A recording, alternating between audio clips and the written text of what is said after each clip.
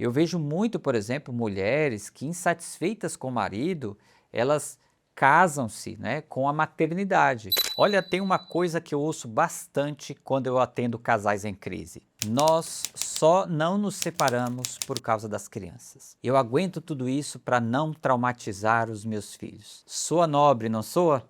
O sacrifício supremo, né, de um mártir. Mas eu preciso te dizer uma verdade muito dura hoje.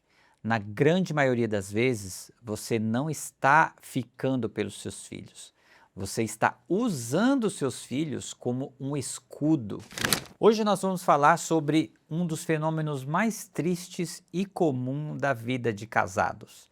Quando o casal morre, mas os pais sobrevivem como zumbis dentro da mesma casa. Existe um conceito na clínica, na terapia de casal, que a gente chama de terapia de casal camuflada. É assim, o casal liga desesperado, dizendo que o filho de 8 anos está com problema na escola, que está agressivo, que não dorme, que tem crise de choro ou problemas psicossomáticos. Aí eles marcam a consulta para tentar consertar a criança. Mas aí, quando a gente começa a investigar, adivinha?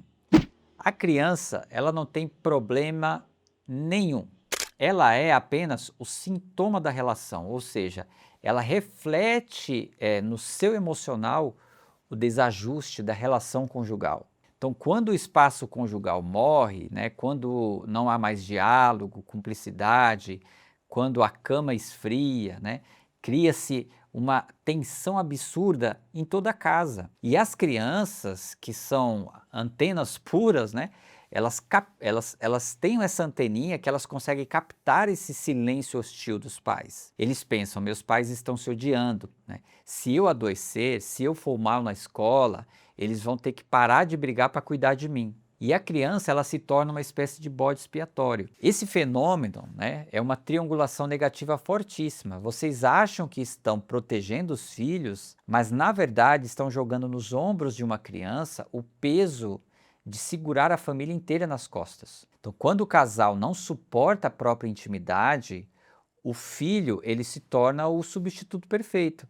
Eu vejo muito, por exemplo, mulheres que insatisfeitas com o marido, elas casam-se, né, com a maternidade. Elas excluem o parceiro e criam uma simbiose doentia com os filhos. E é claro, o marido, sentindo-se mal, ele faz o quê? Ele se exila no trabalho, né, no celular, ou ainda mais trágico, ele passa a ter uma amante lá fora, né, uma vida dupla. E tem uma situação ainda pior.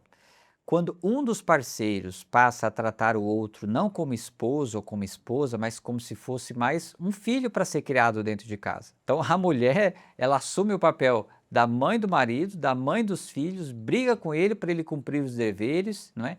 O esposo passa a competir com os próprios filhos, né? Ou seja, vira uma miscelância que não tem fim. Como é que se mantém desejo sexual, por exemplo, ou intimidade, quando você enxerga seu parceiro como uma criança de quem você tem que cuidar? Então, se vocês usaram, né, a criança para nunca mais olhar aí um para o outro, né, olhar para a cara um do outro, o filho virou o túmulo do casal.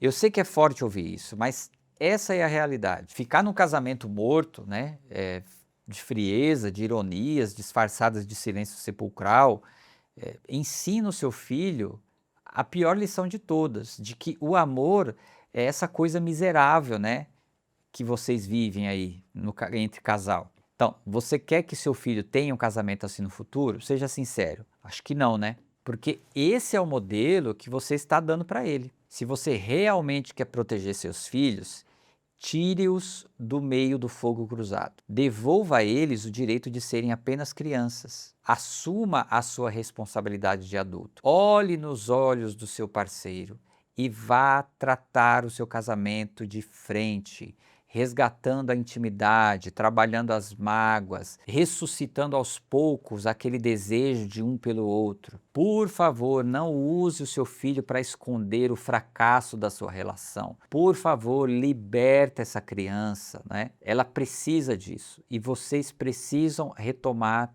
como casal. Um abraço e até o próximo vídeo.